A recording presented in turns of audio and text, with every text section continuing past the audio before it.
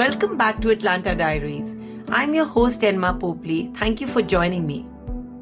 In Atlanta Diaries, we celebrate unique and inspiring stories of breakthrough women to help future generations create their own. If you want to know more about Atlanta or listen to more episodes, you can visit my website www.enmapopley.com. You can also share feedback or suggestions there. My guest today is Jaya Padmanabhan.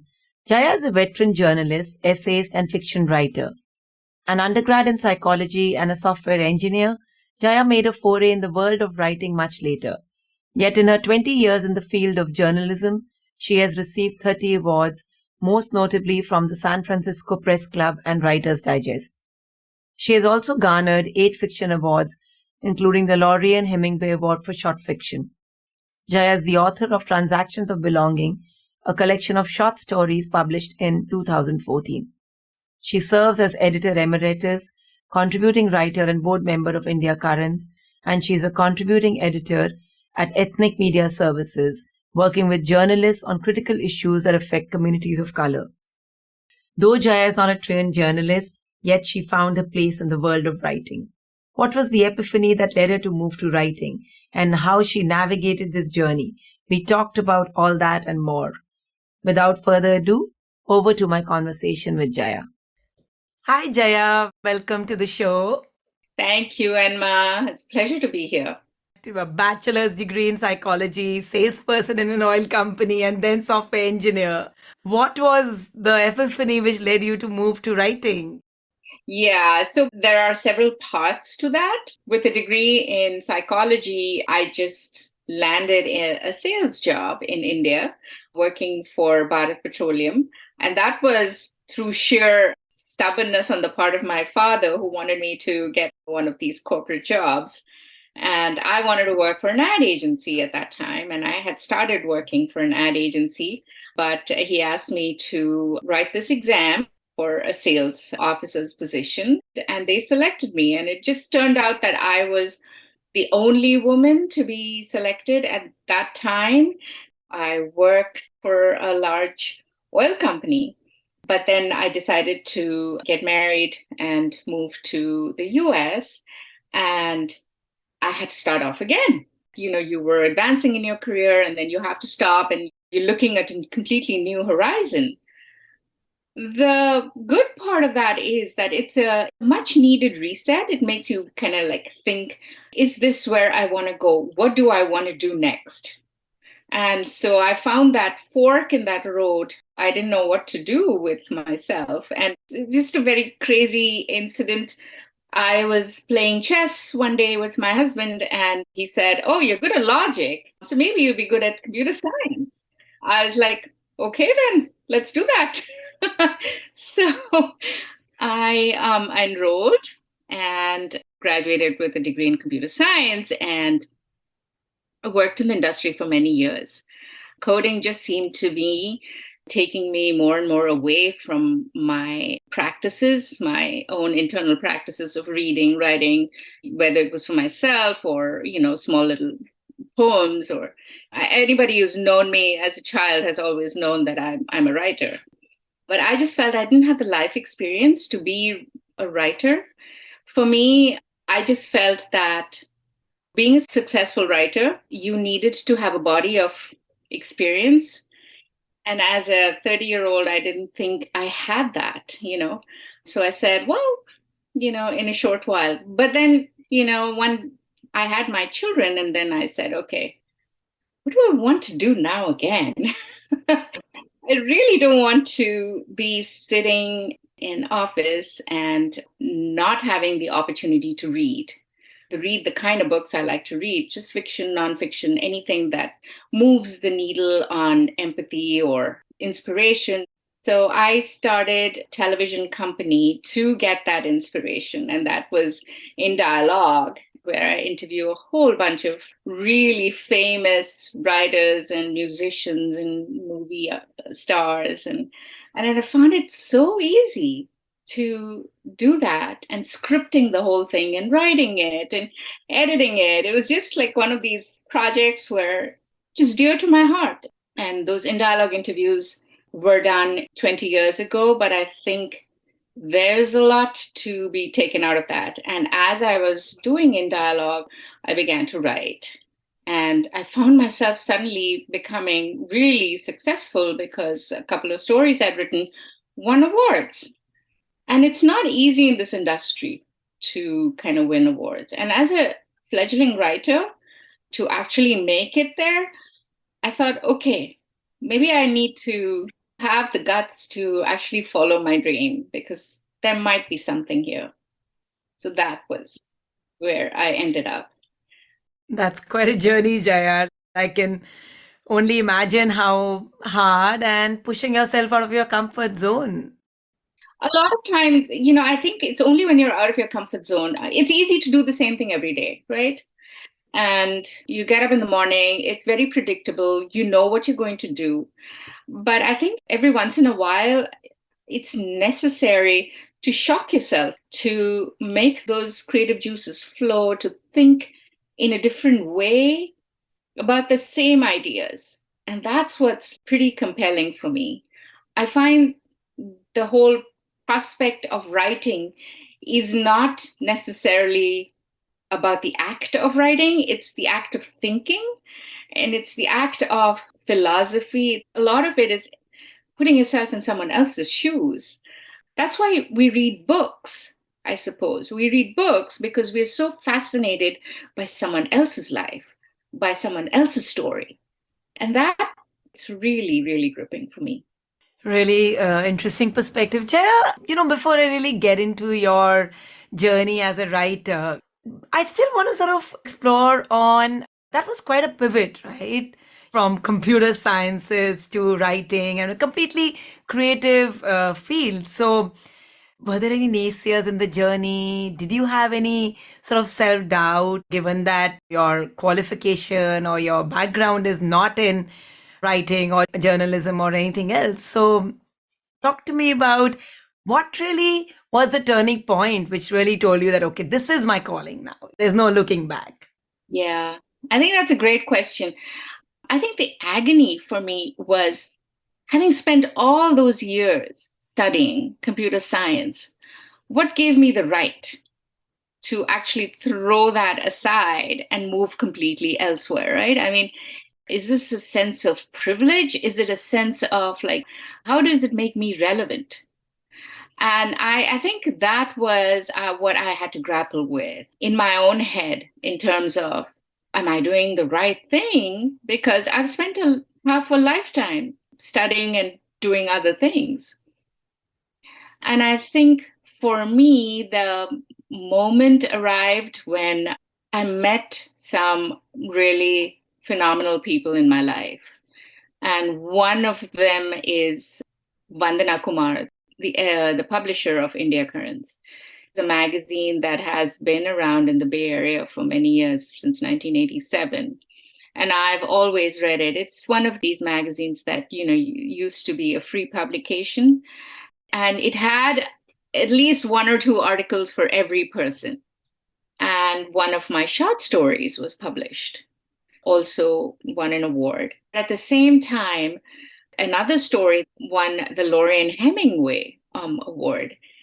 And then I met some other writers, and they were like, we were workshopping our work, and one of them told me, "You're a writer. Why are you pursuing everything else?" And it wasn't that I waited for someone else to acknowledge it, but it just seemed to affirm what I was thinking at that time, but scared to say it myself. Because yes, I don't have a background in writing. I've not gone to J school. I haven't got a literature degree, but I know books. I have studied books. I have read books every day of my life. I am reading. I have acquired the ability to parse information or read information in a particular way. So then when I started submitting to other journals and found myself becoming published, and then there was an opening for an editor at India Currents. And I thought without any background in writing, I would not get the job. But Vandana took a chance on me. And I think that really cemented my journey as a writer. When I became an editor, I set out to tell myself, I am going to learn everything I can from everybody who is submitting to me as the editor of this publication. And I set myself to do that, learn from every article that came my way. And, I just loved it so much. But unfortunately, then and now, the pay scale for journalists as compared to software engineers is so vast and so lacking resource that it just makes it hard for the average person to get into journalism. So there are a lot of barriers, and more I feel that these barriers complicate the whole journey of writing. You've actually picked up question from my, bank of questions for you. From a financial independence perspective or from an earning perspective, was that a concern? Because to me, it looks like you didn't need any naysayers. You were sort of doing a lot of introspection, a lot of thinking. So, my husband and I had a pact that at any point of time, one of our careers would be ascendant. And there would be a time when his was ascendant and there was a time when mine was. So I think having a partner who understands that is the way to go, right? I mean, you have to have someone who really understands the give and take of what marriage is and also what is necessary for a person to survive within or without a marriage, right? So for me, it was writing, plain and simple. I'm a writer that, spends all my time writing and reading. So recognizing that, I think I give kudos to my husband. And yes, we didn't struggle greatly because of my loss in financial ability, but we did take a hit.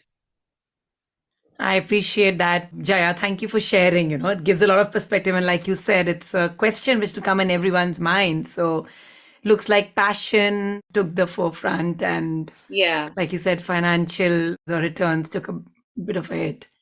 Absolutely. Yeah. I mean, not bit, a large hit. Sure. Jaya, shifting gears a little bit, your article about your mother is really heartrending. It's such a beautiful narrative. Did you have a theme in your mind when you started writing? Yeah. I think, like anything else in life, caregiving is one of the most fraught experiences that we as daughters, as children of aging parents, we really struggle with this decision, right? I mean, many of my friends are also caregivers. And the bottom line is it's not easy either for the caregiver or the person being cared for, right? And it's often heartrending. There are moments when we both lose it. My mother lost it, I lost it. And we tend to focus on these moments without realizing that I actually took care of my mother for, 17, 18 years. And it was only towards the end that it became really, really difficult to take care of her. And in the manner of speaking, I have always taken care of my mother because she's not very adept at navigating the world at any level on her own. So, for example, she never knew how to sign a check. We had to teach her how to do that. Yet, she was extremely intrepid in mastering things that she did not know. So after my father passed away, I uprooted her from her own life in India and I brought her here to the US and I set her up in my house in California. And I don't know, she learned by rote how to use the laundry machine, how to use the dishwasher, how to use the microwave. She had not known any of that when she was in India. So all that she needed, she learned. So when she declined cognitively, those learned skills disappeared. Then it became really difficult for her to manage her life because suddenly everything was alien.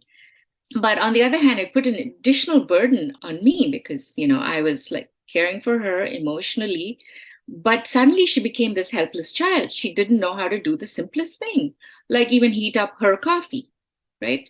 So it took such a toll on me that I just felt almost always on demand.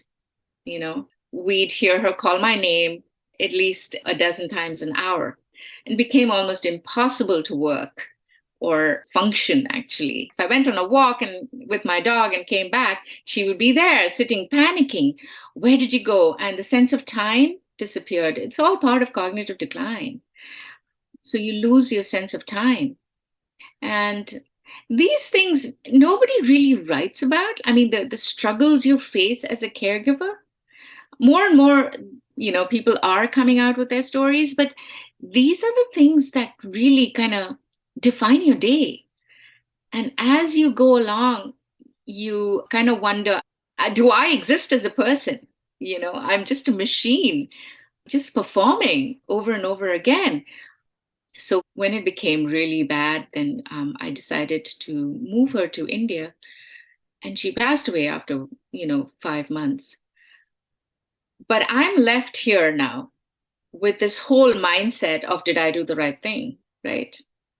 For all the years I've spent taking care of her, the last few months, I was not there. Did I hasten her death? And when I went there and she didn't recognize me, that was a huge blow. I'm her daughter, and she didn't recognize me, you know? So I used that article to pour myself out in that way. I just talked about how difficult it must have been for her without me, and how difficult it was with her and without her, and to take that decision. And there is no right or wrong decision. I've come to the conclusion that I didn't make a mistake by moving her to India. I would have definitely put her in a facility here close to me, but there weren't any.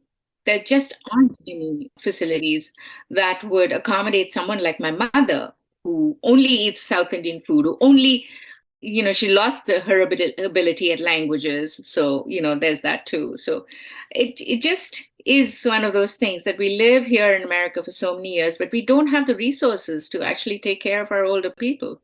Yeah, sure. And in fact, that's what made me think when I read the article, that is it that you're also sort of calling for some action through that article is Yeah, something which I would love to talk about or explore on with you. yeah. Policy around aging, I mean, it needs to be nonpartisan. There are no Republicans or Democrats or independents when it comes to aging. We're all aging. And the aging population in America is growing larger and larger, as a size, as a proportion. And therefore, it needs to be one of these policies that everybody is concerned about. Yet you find Congress not moving on any of these policies. And it just boggles the mind. So, as a journalist, I would like to spend maybe the next few years of my life just focusing on writing about aging issues and what does it mean to age? What does it mean to age in place? What does it mean to be part of a community of people aging? Yeah. So these are all things, and the government can make things easier, but we don't see much action on this front. I mean, it's hard enough to keep Social Security intact. Love to talk about the short story project of yours. It sounded very interesting. I love the way you talked about a friend of yours who's even tried to perform on your characters. Yeah. So, is that one of your favorite pieces? Oh, yeah, absolutely. Thanks for asking. Well, my collection of short stories is called Transactions of Belonging. And the reason why I named it Transactions of Belonging is because the whole idea of belonging is essential to sapient human beings. And in the process, there's always a little give and take, right? You want to belong to a community. You need to devote yourself to, you need to show up. You need to be there for some of the big events. So there's this give and take that comes with belonging. So there's a collection of 11 stories. kind of look at this theme of belonging. And one of these stories is called His Curls. And this is about a nameless child. We do know the sex of the person. It's a he for now. So he is born to a nameless family of a nameless ethnicity and religious background. But the mother is rooted in the events of the world. So she looks at the world and uses the world lens to look into her life. And as a result, there are all these, things that happen, the bad things that happen. There are assassinations, riots, bombings, and these assume a terrifying proportion for her. And then she begins to look at everything in her life with that sort of glasses on, and she begins to suspect her child. She believes that the child will end up doing something bad. And so I built up the tension in the story to the point where an actual event does happen with this child. And the mother is there when that event is happening. But at the very end, I leave it to the readers to decide whether the child did something bad or was it all part of an imagination. So that ending is completely not stated. Everything is implicit in that ending. So this dancer, Vidya Subramanian, who's a good friend of mine, when she read that story, she asked me if she could perform it. So she performed it. And so she interpreted the ending in the way that she wanted. And I think that is what is nice, that people can take that story and do with it whatever they think suits them at that moment in time. Yeah, I think that was one of the stories that got a lot of traction. I got theater majors asking to do that story as a monologue. And that story was performed twice. One also by the dancer, but I think it was in a different setting. But yeah. Gives a lot of satisfaction and a lot of sense of, okay, I'm on the right job, right? You truly did find your calling. And all these books in the background, I think, are a testament to the fact that it was good that you pivoted Yeah.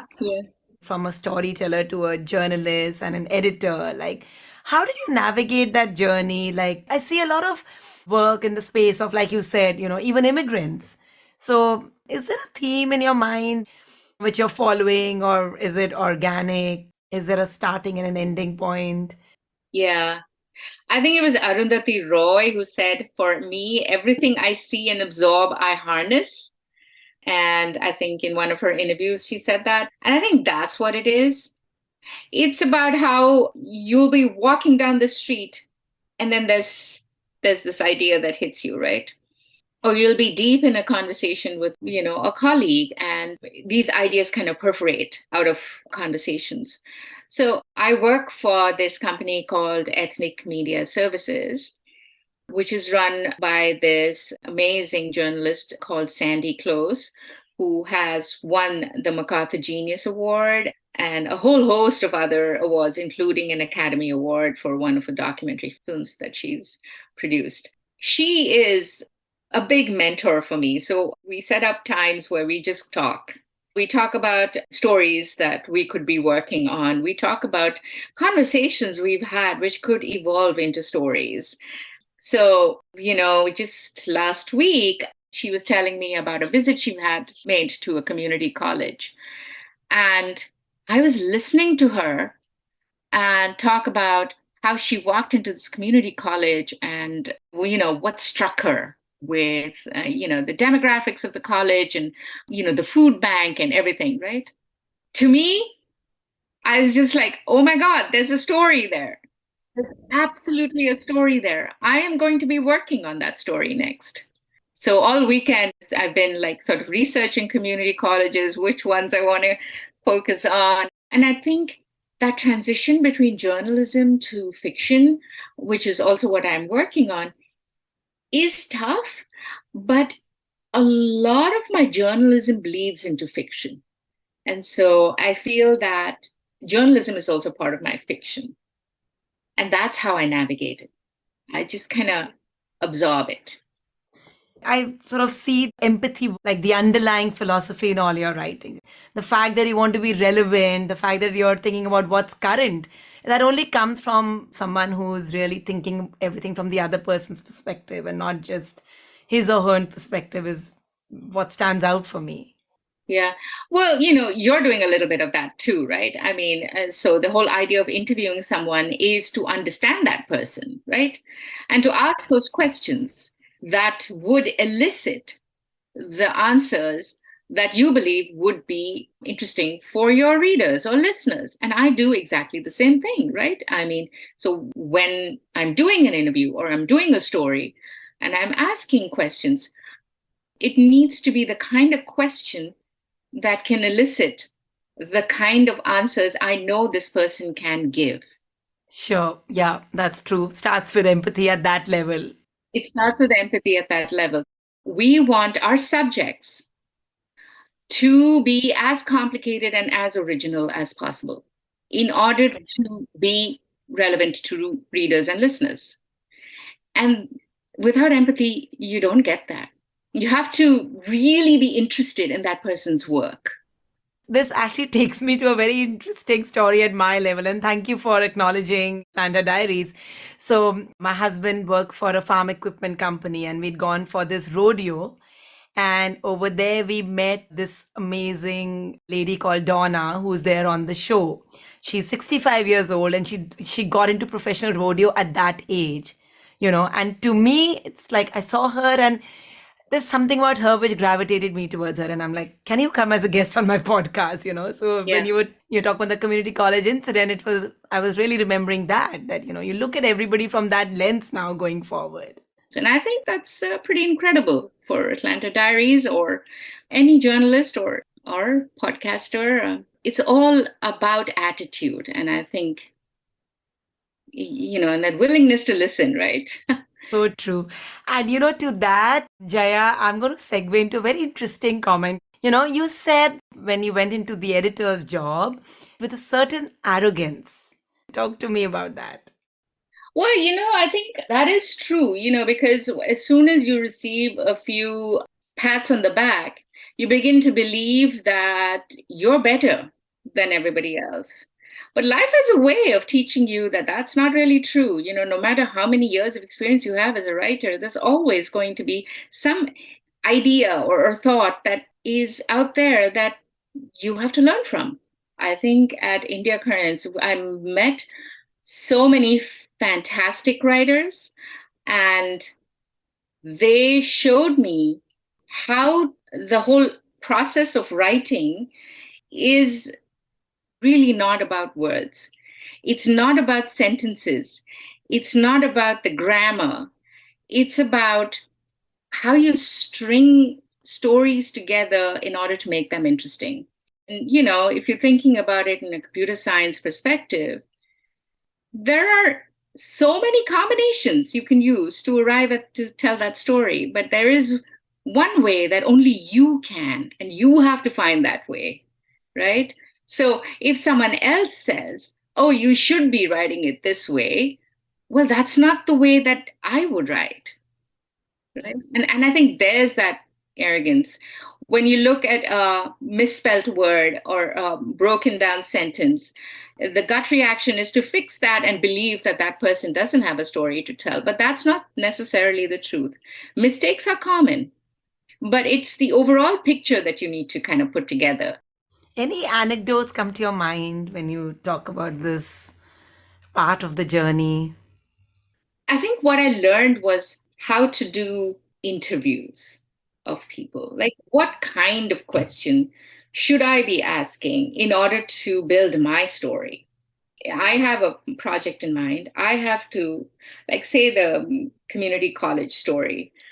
I need to interview a whole bunch of people in order to get the real sense of where the funding comes from. What is the funding used for? Who are the people who are attending these colleges? Who do I talk to? What are some of the subjects being taught? And are there students who can attend community college and lead a satisfying life later? So these are all questions that I need to be asking. I think I learned as an editor. That's not as a journalist, but more as an editor, because I saw how people were putting their ideas across. And it just comes from that idea of asking the right questions. Sure. Any setbacks in the journey or any mistakes which, when you reflect on, then with the wisdom of hindsight, you would do it differently? There are daily setbacks. I think as a writer, we all know how tough it is, right? Especially as a freelancer, you know? First, we have to come up with an idea. We have to pitch the idea. The editor may or may not like the idea. Once the editor likes the idea, then we have to find our interview sources. Interview sources might say yes today or tomorrow, but they might back out. Or they might give you a whole interview and say, okay, I'm going to take it back. So, there are so many levels that a story can stop you from actually delivering. For the last, I think, 5 years, I've been working on a mental health story. It's not a fiction story. It's an actual reported piece where I've interviewed people at children's hospitals. And I have come to find that in California, there are very few beds for children in undergoing psychological or emotional stress or disorders or any type of behavioral symptoms. And so this idea that where do parents take their children who are in a state of crisis? That story, I have pursued it from every angle, and I'm not getting a breakthrough in the sense that I have interviews. I have more than like 15 interviews of people who say that this is a real problem. I've got interviews of doctors, of people running hospitals, but I don't have the essential element of a parent who's willing to go on record and say, my child had this problem and I didn't know where to take him or her. But, every setback is, if you think about it, it's not really a setback because it actually led me to other articles, smaller articles, and I'm not the kind to give up. So this article will be done one day. And in the meantime, I'm pursuing a whole bunch of other ideas that I work on every day. Setbacks are only teaching experiences, learning experiences, I suppose. Given that you've pivoted so many times and you come from a lot of empathy and a lot of courage, right? And doggedness towards what you're doing, has any of these ideas ever made you feel, okay, I need to solve for a certain idea, like, move away from writing and getting into doing something about it? So one of the things that I have been doing for the last 2.5 years now is I am on a task force on government transparency and accountability in the city of San Francisco. It's called the Sunshine Ordinance Task Force. And I'm one of 11-member committee. And we listen to citizens who have complaints against the lack of transparency that governments show. And we listen to their sort of cases and adjudicate them in like a formalized setting at City Hall. The last 2 years, it was on Zoom, but starting March this month, we've actually moved to City Hall. So it has shown me how government operates, what the log jams are in terms of transparency and accountability. Some of the cases are so interesting and so disturbing that when they come to us, and just in preparation for these meetings, we have to go through close to 2,000 pages of documents and make sense of who's saying what. Is the government representative says something, the city representative says something, the petitioner or the citizen says something, and then we have to make sense of what are they asking for? Why is the city department not providing it? And who is right? And what laws govern this? And I think it's been such a huge learning experience for me.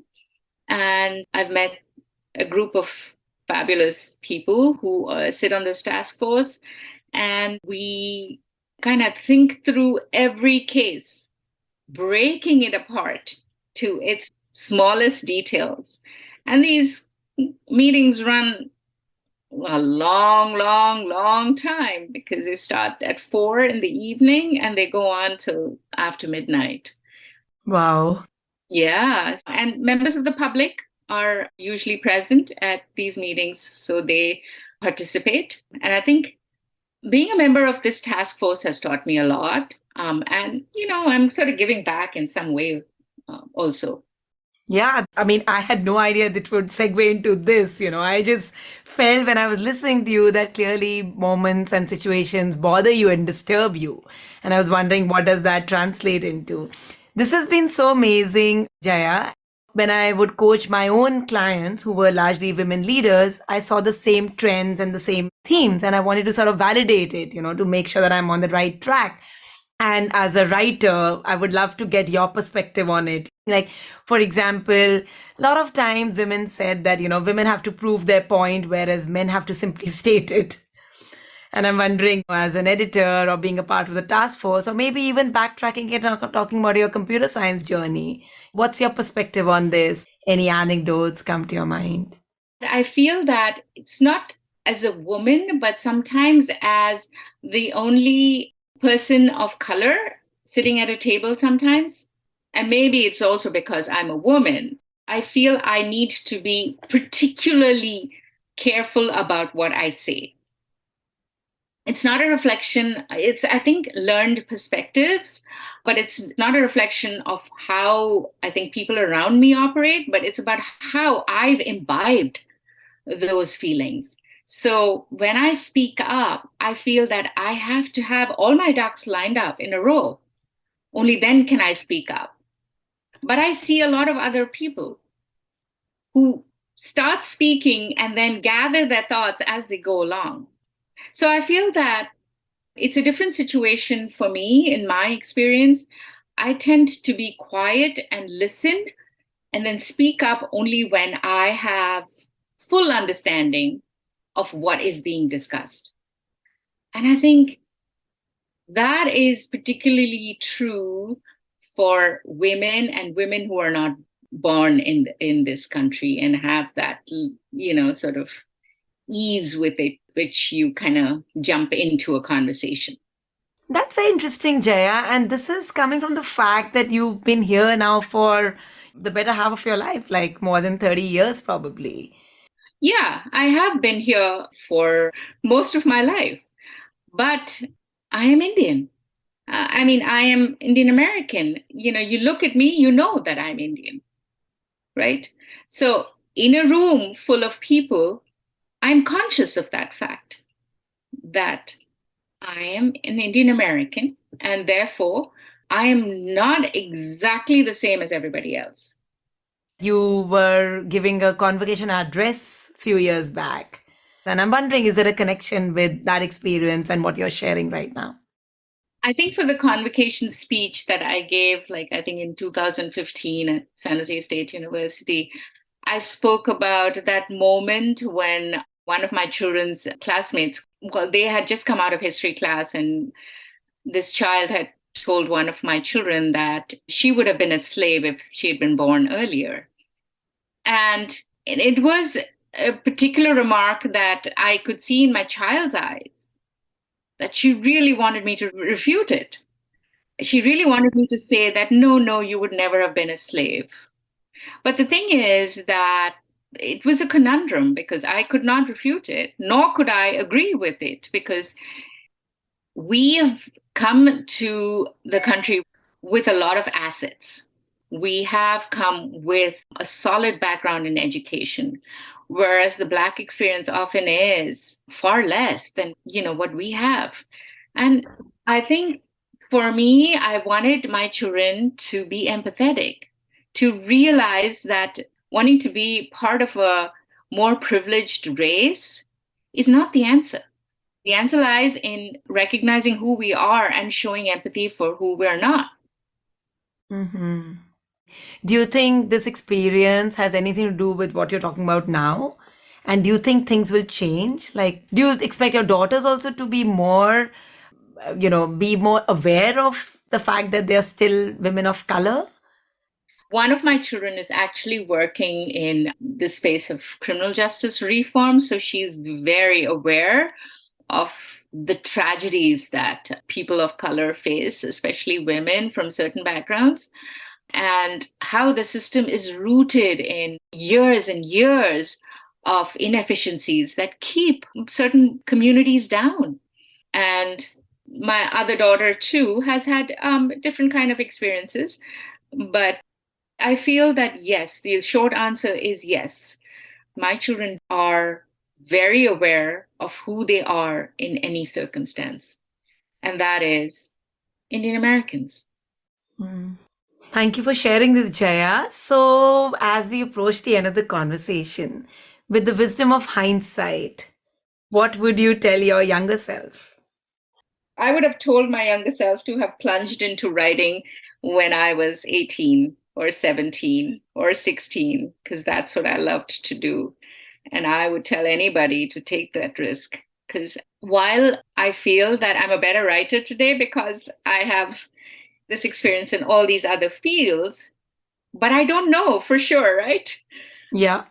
I could have been a writer when I was 17, and by now I would have had different kinds of experience, which would have taken me maybe in a different path. And I just feel that I should have spent all my time writing. Though part of me also feels like, studying computer science was an eye-opening experience too. Like, it really taught me how to do analysis. And I think, the thing with writing is that journalism in particular, or any other form of writing, it demands a transfer of useful information in some form or the other, right? And the ability to analyze increasingly complex situations in new domains, I think I sort of learned it in computer science, right? But some people have the innate ability to do that. So I don't know. I actually don't know whether I would have been a better writer. I mean, and what is better? Where would I have been if I had started writing at the age of 18? Would I have now gone into computer science? Who knows?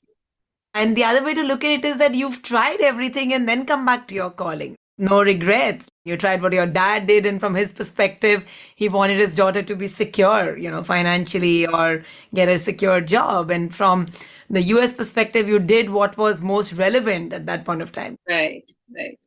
So, Jaya, before we end the conversation, since Atlanta Diaries is a place where, the intent is to help young women and men learn and unlearn their definition of success and achievement, what are your parting thoughts for aspiring leaders as they transition into larger roles or as they find their own greatness? I think be curious and investigative and humanly engaged with the world, I think. Not mechanically, but really there is no profession which exists entirely on its own. You have to be a part of the cosmos, of the universe, of the world, and be cognizant of everything that's going on around you. So I think being engaged with the world is what I would say. Thank you very much, Jaya. And I really appreciate all the candidness you brought to the conversation. Thank you, Enma. And of course, you asked the right questions too.